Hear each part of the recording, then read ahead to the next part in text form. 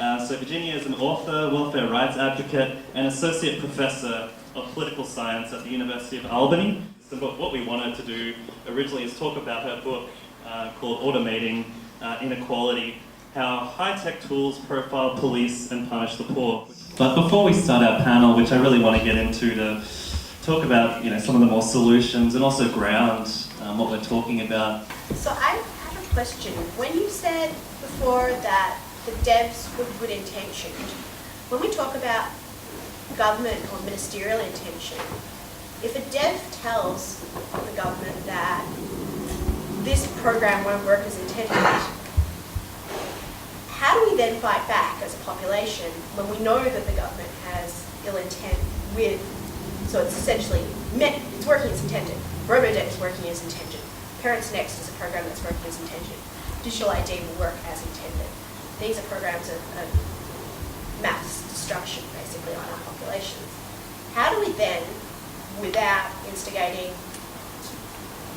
uprising in the streets, necessarily, well, if we have to, necessarily. Can we start small? How do we start small? We've already started small. Where do we go next?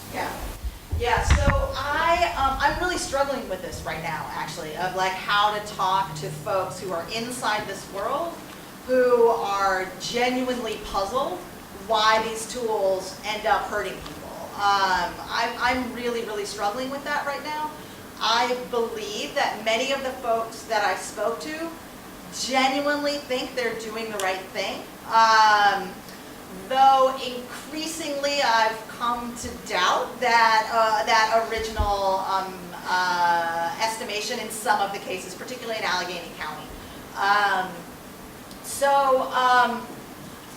Yeah, I think that's a great question that I don't have an easy answer to.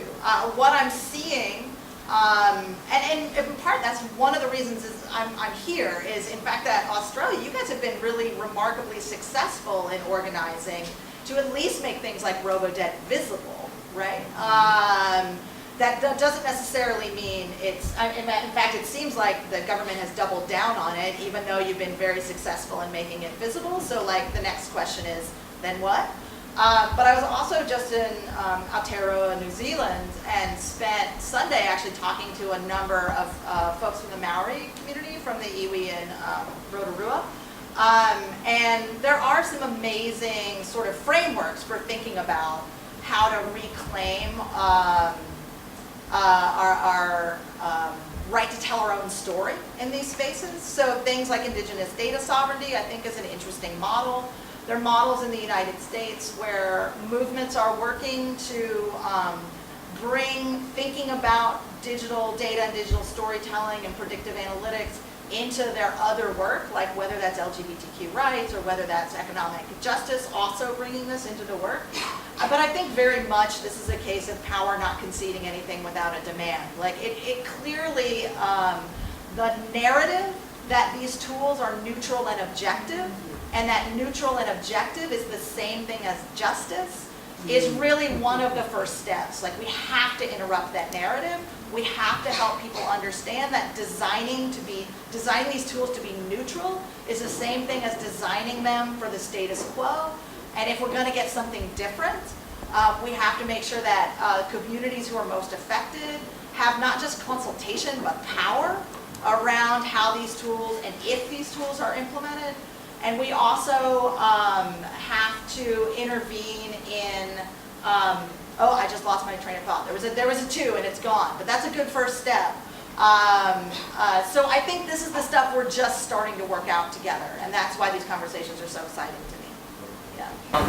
I would say that there's a broader issue here too. In the realms of psychology at the moment, it seems like there's an ideological shift away from empathy to this idea, and where anyone who's a non-conformist and an activist or in any way divergent from a prescribed profile of people, and there are some prominent psychologists in the world that are raising the alarm, and amongst the organisations of psychologists, that there's an increasing tendency to brand anyone that steps out of line or steps outside the lines as mentally unwell, like having a mental aberration, which would.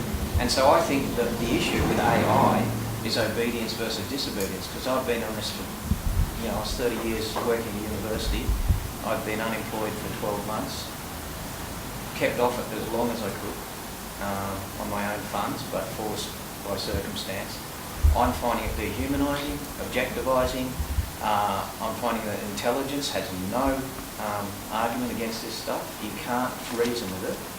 And the idea that I do quite often state my case to my provider is seen as aberrant. Oh, you're not allowed to do this. We're not allowed to be your friend. I've actually been told that. Yeah. We're not allowed to be your friend. We really like you, but we can't. Yeah. And you're making good points, but there's nothing we can do. Yeah. And so it seems that there's a bigger shift, a social engineering sort of mentality that you're going to be either in or out, and we're getting to that sort of 1984 mentality of conformity versus non-conformity, and non-conformity being seen as antisocial in the most mentally dysfunctional sense. And these psychologists are now raising the alarm, saying it's not good. So two quick things. One is you've anticipated something that just about all the families, directly affected families I talked to when I was doing reporting said, which is, a lot of the conversation around these tools in public right now is about whether they're accurate or not, and sometimes whether they're fair. And that wasn't actually the thing that families and affected individuals cared most about. The thing they cared most about is that they felt dehumanized by the process. They felt like their context and the richness of their life was being flattened down to a set of data points that then made really important decisions, not just about them, but about their children and their children's children and their communities.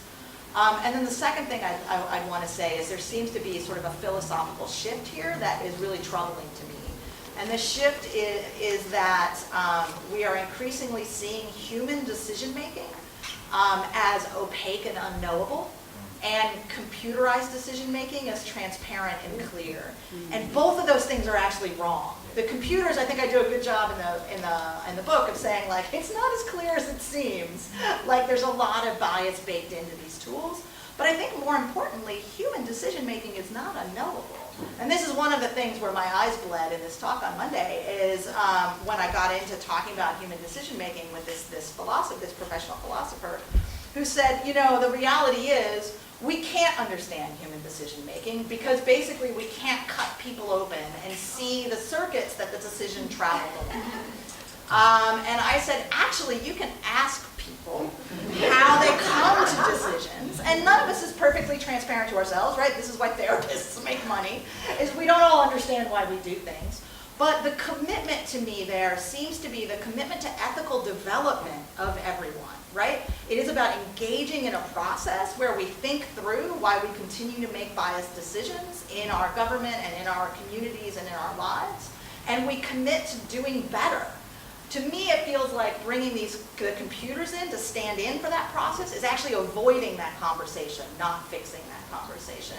And it seems to me to be like a gross underestimation of what human beings are capable of when they're committed to change.